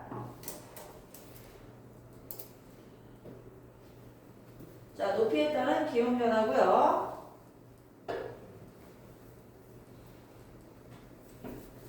자, 이런 거는 쉬우니까 넘어가고 8번 오세요. 자, 8번 지구 대기에서 볼 수 있는 현상이야. 자, 기억이 나는지 한번 볼게요. 일단 얘도 오로라 유성 말고 구름부터. 구름 기상현상이니까 무슨 건이야? 대륙권. 잘했어. 내륙권. 자, 그 다음 디귿 장거리 비행기 항로 안정적인 층 무슨 건이야? 성층권. 그렇지. 성층권. 됐지? 자, 그 다음에 니은 유성이 중간. 중간권. 옳지. 자, 오로라가 열권. 옳지. 그럼 지표면에서 가까운 층부터 해야 되니까 누구야? 리을, 디귿, 니은, 기역. 몇 번? 5번. 자, 그 다음이 몇 번이냐면 11번. 자, 우리가 아까 봤던 무슨 평형이에요? 복사평형 실험이죠. 맞아요? 자, 해볼게요. 이에 대한 설명은 옳지 않은 겁니다. 자, 1번. 물체의 복사평형을 알아보는 실험이다. 맞죠? 자, 그 다음 2번. 얘들아, 컵 속의 온도 계속 높아졌니? 아니지? 올라가다가 어떻게 됐어? 일정해졌죠? 자, 일단 틀린 거 2번입니다. 자, 그럼 12번의 답도 빨리 고르세요. 몇 번 고르셔야 돼요? 그렇죠. 2번. 뒷장 넘어오십시오. 자, 그 다음 13번 보세요. 자, 불러줘. 자, 아까 방금 전에 수업했어. 자, 태양 복사 에너지 중에서 대기에서 흡수하는 거 몇 퍼센트라고 그랬어? 대기에서, 합쳐서 70. 그치? 대기는 20, B 20이야. 자, 지표에서 흡수하는 거 얼마야? 50. 옳지. 그럼 합쳐서 70이고. 얘들아, 그냥 반사하는 C가 몇 퍼센트야? 30. 이해되지? 자, 그럼 결국에 지구가 흡수하는 태양 복사 에너지 얼마니까? 70이니까 D가 얼마 돼야 돼? 70%. 옳지? 자, 옳지 않은 거 고르자. 3번. 그렇지? D의 양이 C랑 같은 게 아니라 B랑 A랑 B를 더한 게 D랑 같아야 돼요. 이해되시죠? 네. 자, 13번에 3번이고요. 자, 15번 같은 건 쉬우니까. 자, 나머지는 너희가 해갖고 오십시오. 65페이지까지. 자, 기지개 좀 한번 쭉 펴시고. 자, 이제 나오고. 지금 하는 내용은 조금 원리가 들어있어서, 자, 헷갈릴 수 있어. 우리 들어봐. 너무 많은 것 같아. 내용이 쉬워서 그래. 내용이 안 쉬우면 시간이 조금 오래 걸리는데, 요거는 설명이 그렇게 많이 들어가는 단어들이 아니야. 근데 요거 오늘 지금 하는 내용은 얘들아 시간을 조금 써야 되니까 설명이 조금 많이 들어가. 여기는 많이 들어가. 숙제가 많아질까봐 눈빛들이 흔들리는 게 눈에 보이십니다. 숙제가 너무 많아져서 흔들리는 눈빛들. 참 보여봐. 야, 너네들 증발이 뭐니? 증발이 뭐야? 증발. 뭐야, 너네들 지금 중상고 하는데 증발은 알아야지. 증발은 뭐야? 내가 수증기로 바뀌는 거예요. 액체가 수증기로 바뀐다보다는 기체로 바뀌는데 포인트가 빠졌어. 기화. 기화인데 빠진 내용이 있어. 액체가 기체로 바뀌는 것은 그렇지. 액체의 어디에서? 표면에서 뭐가 되는 거야 얘들아? 기체로 바뀌는 거고 입자가 스스로 운동해서 일어나는 일이죠. 여기까지 이해되시죠? 오케이? 자, 그 다음 니네는 얘들아 공기 중에 얘들아 수증기가 있어. 이해되죠? 이 수증기가 포화 상태가 될 때도 있고 불포화 상태가 될 때가 있어. 자, 일단요 너네들 선생님이 여기에다가 물컵에다가 물을 놓고 아주 오랫동안 둘 거야. 그지? 그럼 이 물은 점점점 어떻게 돼? 없어져요. 그렇죠. 점점점 어떻게 되겠어요? 없어지다가 사라지죠? 왜? 이 공기 중은 얘들아 뭐합니까? 누구를요? 물이 증발하면 뭐가 되죠? 수증기가 되죠? 물이 증발해서 수증기 될 때 공기 안은 아직 수증기를 채울 수 있는 공간이 있어요. 맞아? 그럼 공기 중은 얘들아 수증기를 채울 수 있는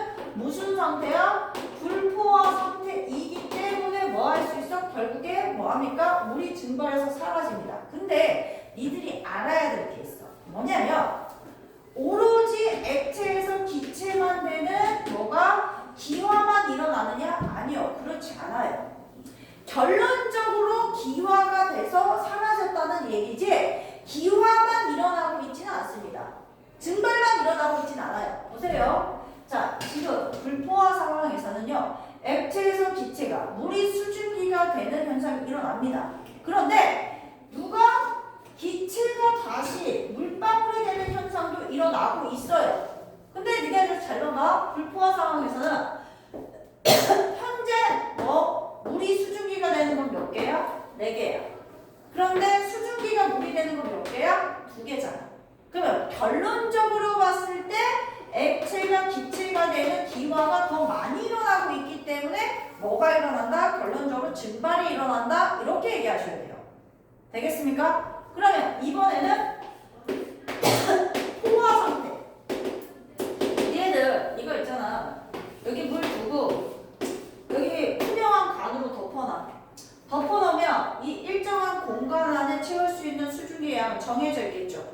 맞아? 그러면 처음에는 뭐 하겠어? 물이 조금 줄어들겠지? 줄어들다가 이제 줄어들지 않겠죠. 얘네님 왜 안 줄어들어?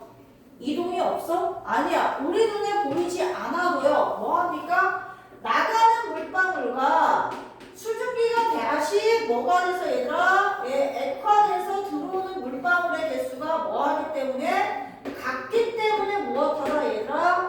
더 이상 늘어나지도 않고 줄어들지도 않는다 그 말이야. 무슨 얘기인지 이해되시겠죠? 자, 포화됐다는 나가는 물방울과 들어오는 물방울이 뭐하다? 같다의 개념입니다. 이해됐어? 그러면 물어보자.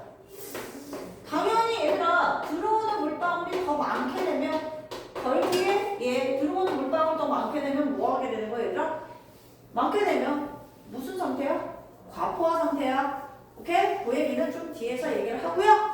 자, 이때 쌤은 요 내용보다 중요한 이제 요걸 하는 겁니다. 여기 들어보세요. 지금 하는 거 되게 중요한 내용이니까 잘 들어봐.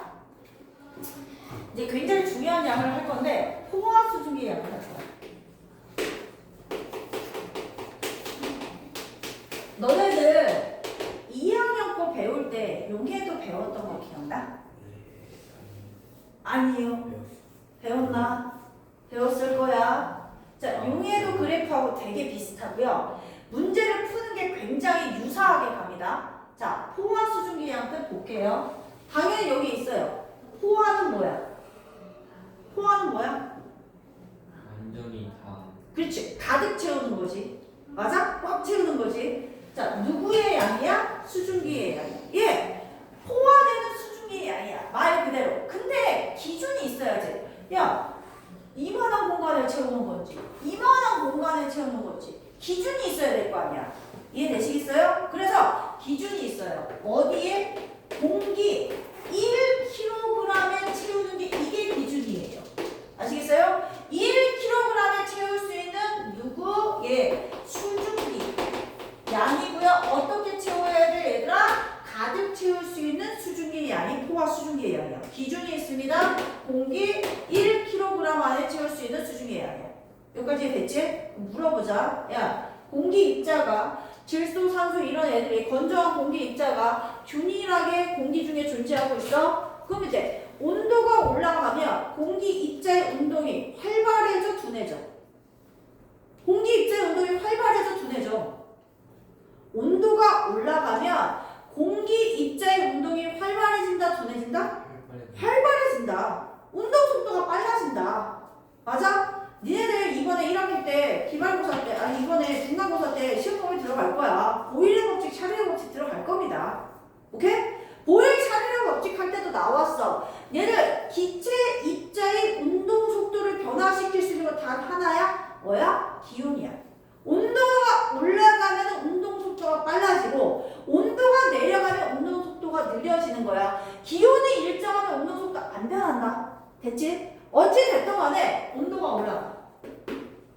그러면 똑같이 공기가 1kg이 있고 이쪽도 1kg이 있는데 얘는 20도시고 얘는 50도시라고 쳤을 때 같은 공기 1kg이더라도 훨씬 더 50도씨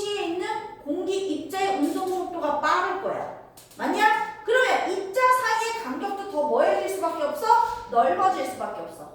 이해되니? 결국 얘가 차지하는 공간보다는 넓을 거고 이 사이사이로 물이 증발해서 끼어들어갈 수 있는 수증기의 양도 여기가 훨씬 더 많을 수밖에 없습니다.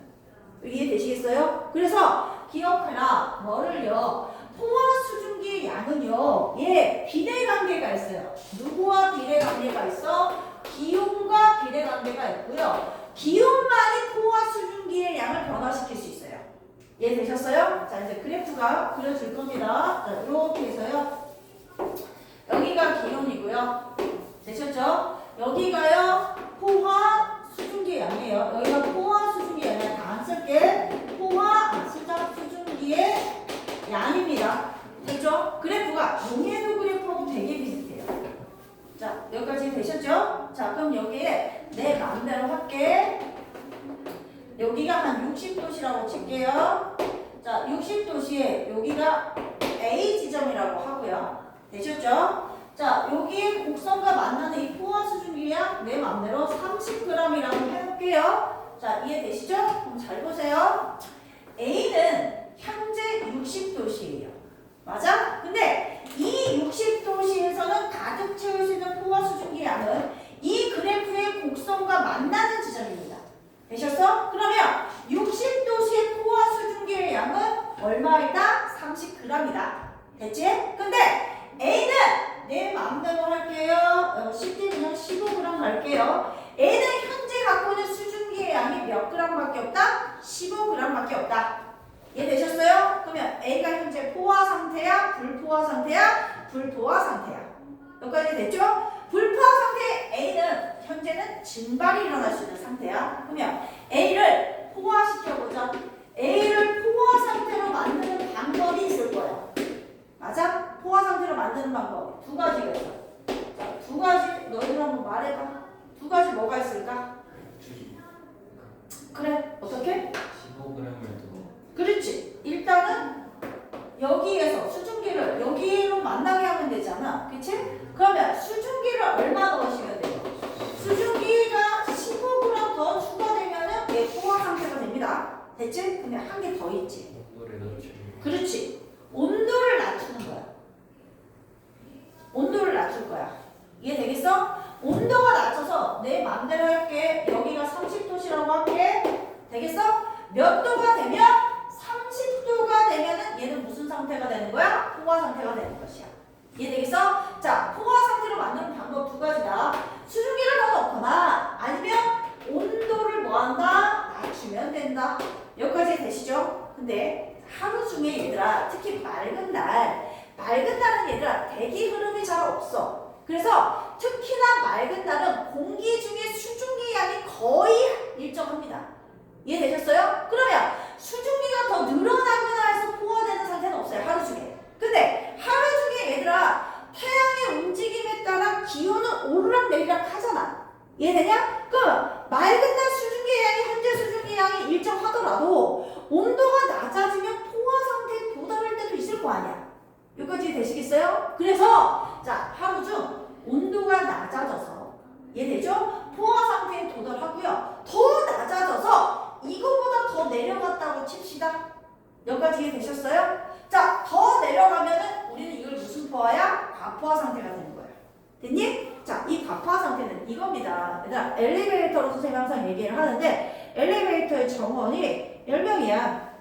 이해되셨어요? 자, 10명이 딱 타여있는 상태야.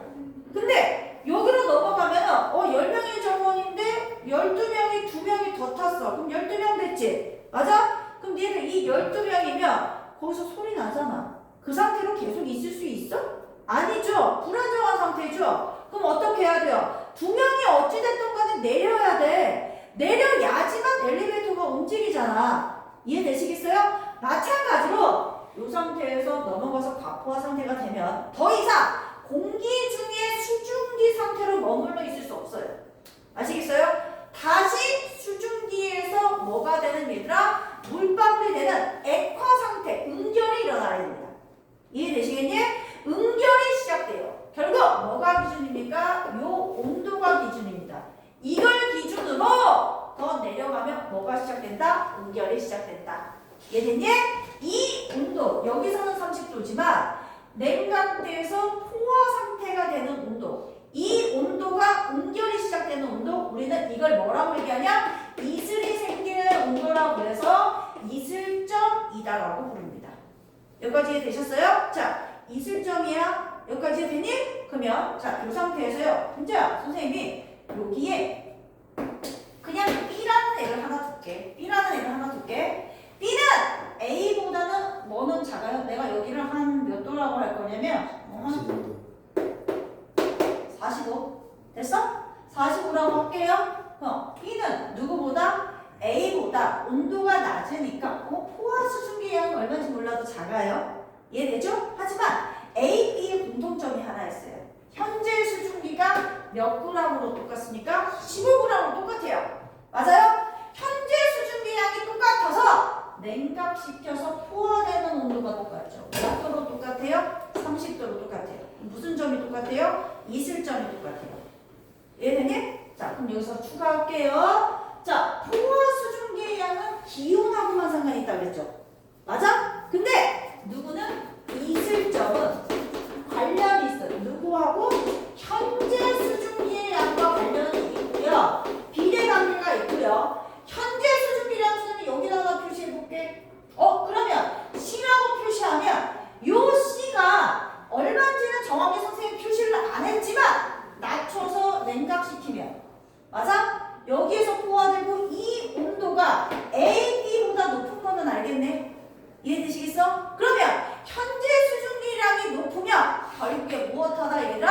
이슬점이 높아지는 거예요. 현재 수증기량이 같으면 이슬점 같고 현재 수증기량이 낮아지면 이슬점이 낮아진다라고 말하고 싶은 거예요. 무슨 말인지 이해되시겠죠? 오케이? 자, 요거 비례관계 이거 꼭 기억해야 돼. 됐지? 자, 그 다음 여기서 하나 더. 자, 봐봐. A, B의 이제 A, B의 현재 A, B의 이슬점 몇 도라고 했어? 여기 30도야. 30도씨야. 그럼 내가 이걸 바꿀게. 30도씨의 포화 수증기량 얼마야? 30도씨의 포화 수증기량 얼마야? 그래, 15g이야.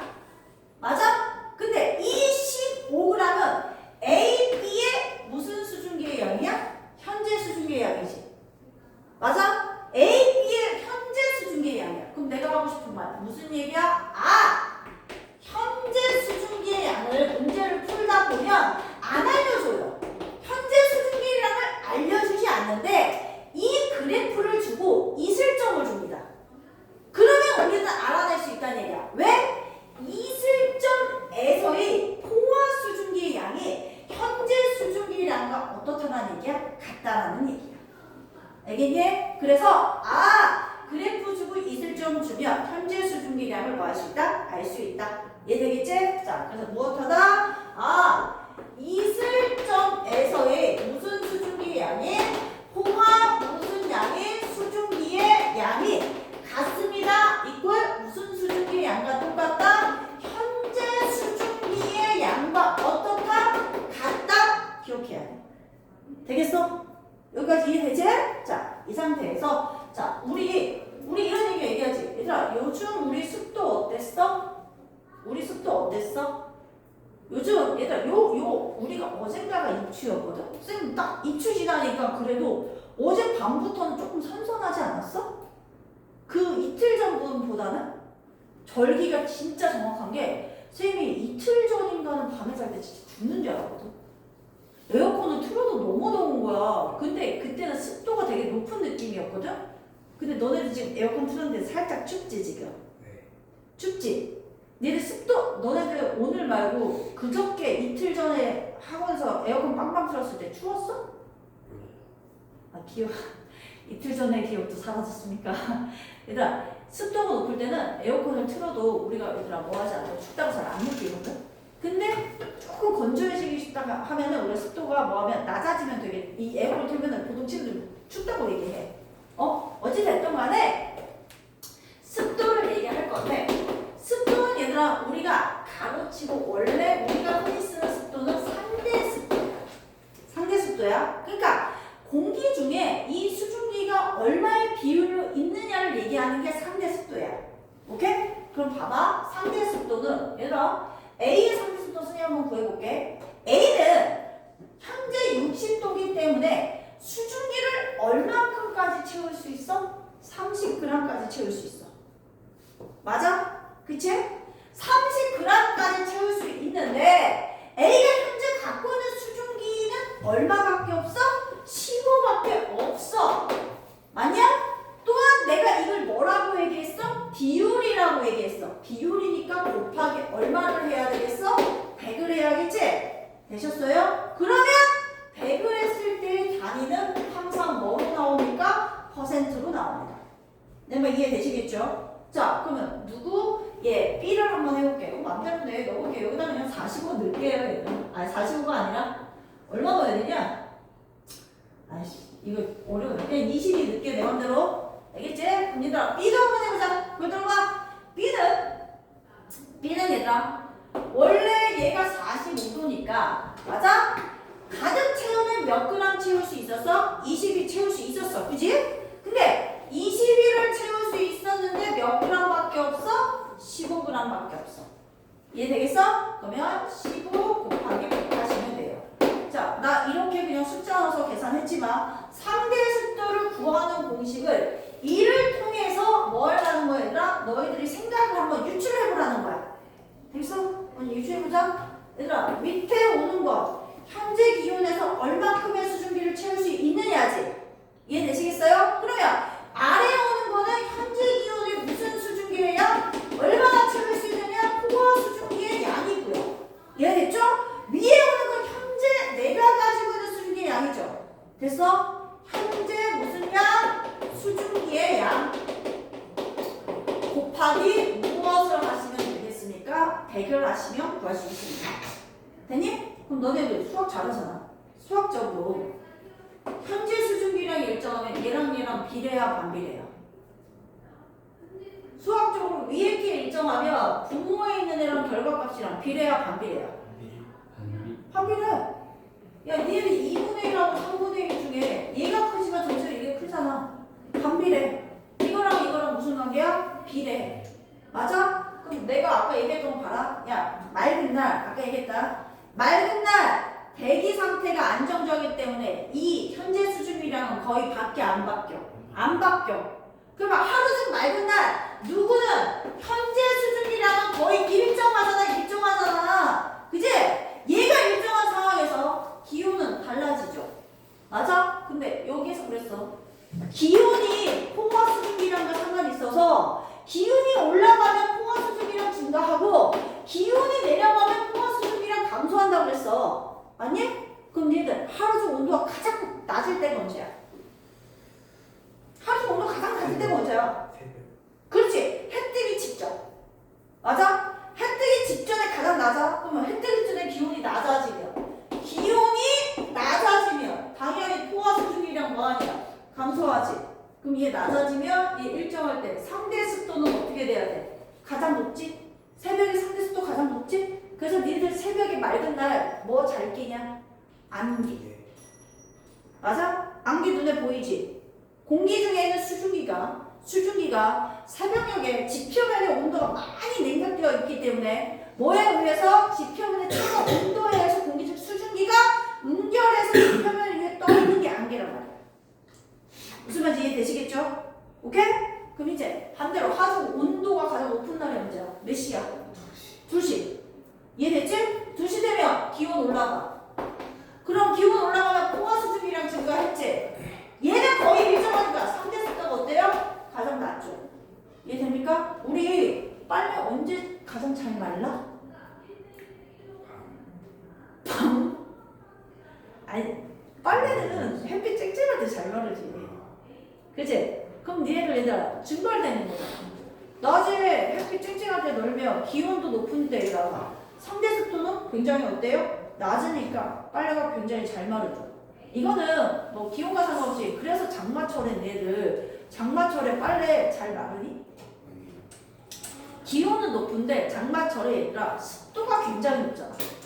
그치? 그래서 뭐 하는 거야? 상대적으로 뭐 하는 거야? 빨래 잘 안 마르는 거야. 이해되지? 자, 상대 습도 이해되십니까? 네, 요 내용입니다. 오케이? 그러면 이제 마지막으로 요거 하나 하고 자 잠깐 쉬고 책 정리 들어갈게요. 됐지? 요거 하나 할게요. 야 니네들 용해도에서 석출량 구했던 거 기억나? 네. 석출량. 두 분이 혹시 과학학원에서 떨어지신 적이 있나요? 특히 인기어 못하네 민지야. 성범이 했으면 너도 했을 거야. 석출량. 이거 용해도에서 구했던 거거든? 기억 안 나면 그냥 선생님이랑 지금 석출량 말고 이거 하자. 이거 들어봐. 야 아까 선생님 그랬어. 요게 엘리베이터가 꽉 찬 상태였어. 이 상태에서 넘어가서 정원이 10명인데 12명이야. 맞아? 그럼 몇 명 내려야 돼? 2명 내려야 돼. 그런 거야. 뭐야? 포화 상태의 어떤 수증기가 온도가 더 내려가서 과포화 상태가 되면 공기 중에 수증기 기체 상태의 수증기가 있을 수 없고 아시겠어요? 다시 응결돼서 물방울로 돌아올 거야. 이해되시겠죠? 그 양을 구할 거야. 그게 무슨 양이라고요? 응결량이라고요. 되셨어? 자 그럼 이제 이걸로 지우고 다시 점을 찍어서 한번 해볼게. 점을 찍을게. 자 여기는 이제 맘대로 15도 하고 여기가 한 7g 정도 넣을게요. 자 되셨죠? 자 해볼게. 자 얘 A라고 하고요. 자 A를 얘들아 몇 도까지 냉각을 시킬 거냐면 몇 도까지 냉각을 시킨다면 15도씩까지 냉각을 시켰을 때 응결량을 구해볼게. 됐지? 봐봐. A는 현재 수증기량이 얼마야? 공기 중에 15g 포함되어 있어. 자 온도를 낮추면 몇 도가 되면 30도가 되면 이 실점에 도달하고 됐지? 이거 지나면 넘어섰어. 이해되죠? 그래서 얘를 지나면 응결이 되기 시작해서 15도가 되면 15도에서는 가득 채우면 몇 g밖에 안 돼? 7g만 공기 중에 수증기로 포함될 수 있어. 되겠니? 그러면 전체 15g 중에서 몇 g? 7g을 뺀 나머지는 다시 뭐가 돼야 돼? 물방울로 돌아와야 돼. 되겠습니까? 그럼 몇 g이 응결된다? 8g이 응결이 됩니다. 자, 여기까지 이해되시겠어요? 그러면 결국 응결량 구하는 공식은 여기다 써볼게요. 요 밑에다가. 응결량 구하는 공식은 생각해봐. 응결이 되는 것은 공기 중에 있는 누구야? 수증기야. 이해되지? 그러면 처음에 어디에서 빼야 돼? 현재 수증기의 양에서 빼야 돼. 여기까지 됐지? 빼기. 자, 뭐를 빼야 돼?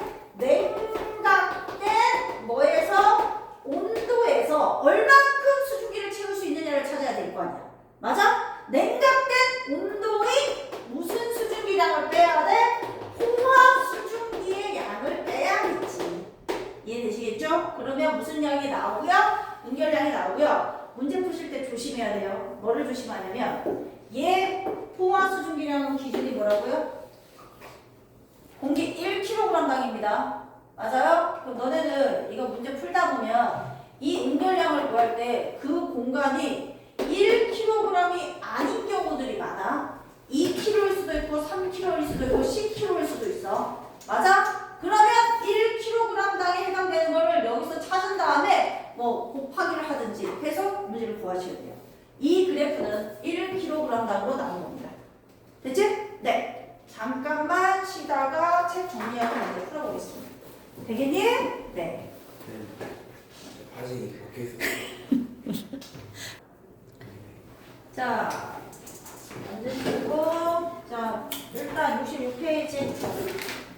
66페이지부터 보세요. 일단 66페이지 A, 물의 증발과 포화 상태입니다. 자, 일단 증발. 자, 물의 표면에서, 액체 표면에서 기체가 변하는 현상이 증발이고요. 대표적인 예로 젖은 빨래가 마르는 거, 뭐 이렇게 다 마른다, 뭐 컵이 줄어든다, 이거 다 증발. 이해되지? 자, 2번. 불포화 상태와 포화 상태. 불포화 상태.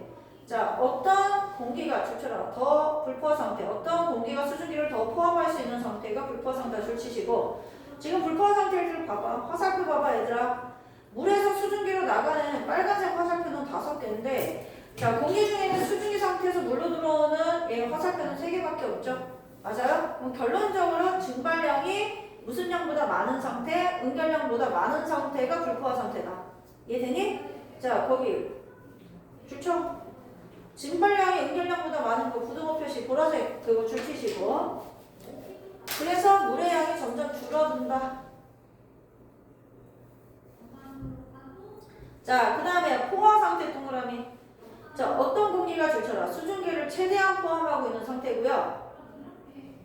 자, 지금 나가는 물 분자의 개수와 공기 중에서 물속으로 들어가는 물 분자의 수가 똑같아요. 그래서 보라색 글씨 줄쳐. 증발량과 응결량이 같은 거예요. 거의 줄쳐나.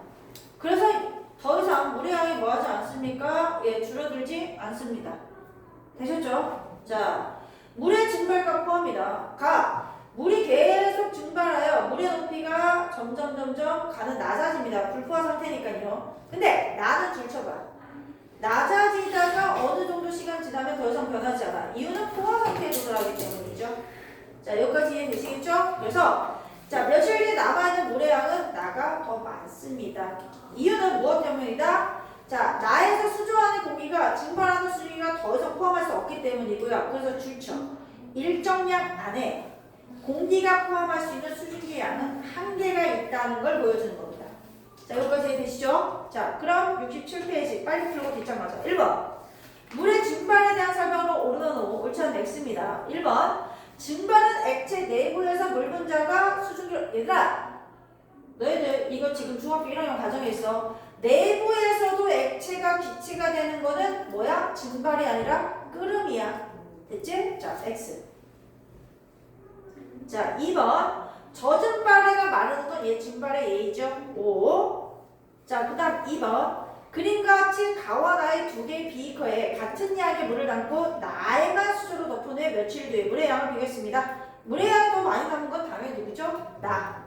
포화 상태에 도달한 것도 나입니다.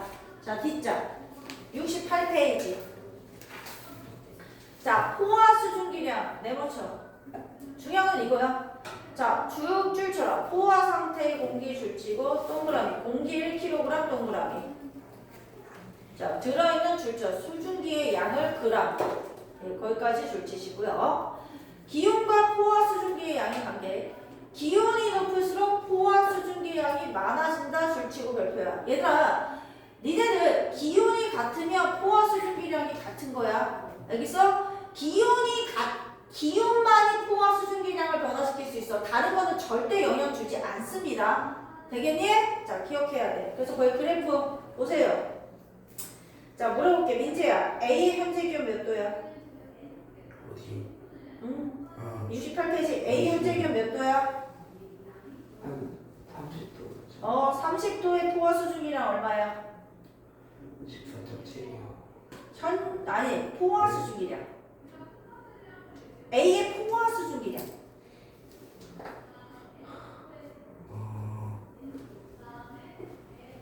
포화 수증기량. 27.1. 그렇지. 30도에서 쭉 올라가서 포화 수증기량 곡선과 만나는 지점이 현재 기온의 포화 수증기량이야. 자, 민재 이해되지? 이 상태에서 얘들아 A의 현재 수증기량이 민재 지금 얼마야? 14.7. 14.7. 맞아? 그럼 얘들아 A의 온도를 낮춰서 포화 상태가 되는 온도 몇 도? 20도. 결국 A의 이슬점에 해당되는 게 몇 도라는 얘기야? 20도. 여기까지 이해되시겠어요? 네. 자, 그래서 일단 보자. A는 현재 기온이 30도여서 포화 수증기량 27.1인데 실제 수증기량이 14.7이기 때문에 불포화 상태야. 포화 수증기량 그래프 밑에 있으면 무슨 상태라고요? 불포화. 됐지? 자, 그 다음 B를 보세요. 현재 기온 20도입니다. 20도의 포화 수증기량 14.7인데 B는 현재 수증기도 14.7이므로 포화 상태. 곡선상에 있죠? 자, C도 마찬가지입니다. 현재 기온 30도, 포화 수증기량 27.1인데 실제 수증기량도 27.1입니다. 이해되죠? 곡선상에 있습니다. 포화 상태. 여기까지 이해되니? 네, 요 그래프를 해석할 수 있으면 되겠고요. 자, 그 다음 C로 넘어오세요. 물의 응결과 이슬점. 응결, 공기 중에 줄쳐 수증기가 물방울로 변하는 현상. 대표적으로 찬 음료수 캔 표면에 물방울 맺히는 거, 이른 새벽에 풀립의 이슬 붓을 맺히거나 지표면에 안개 생기는 거, 겨울철 창문이나 안경에 김이 서리는 게 대표적인 응결 현상이다. 됐지? 자, 이슬점, 네모 별표. 공기 중에 수증기가 응결하기 시작할 때 온도고요. 자, 그 다음 수증기량과 이슬점의 관계, 출처. 실제 수증기량이 많을수록 이슬점이 높아진다. 줄치고 별표. 그 다음 2번 얘도 별표. 실제 수증기량은 이슬점에서의 포화 수증기량과 어떻다? 같다. 그 다음 3번 응결량 네모치고 별표. 구한 공식 알아셔야 돼요. 자, 공기가 냉각되어 이슬점보다 더 낮은 온도가 될 때 응결되는 물의 양이고요. 구하는 공식 출처.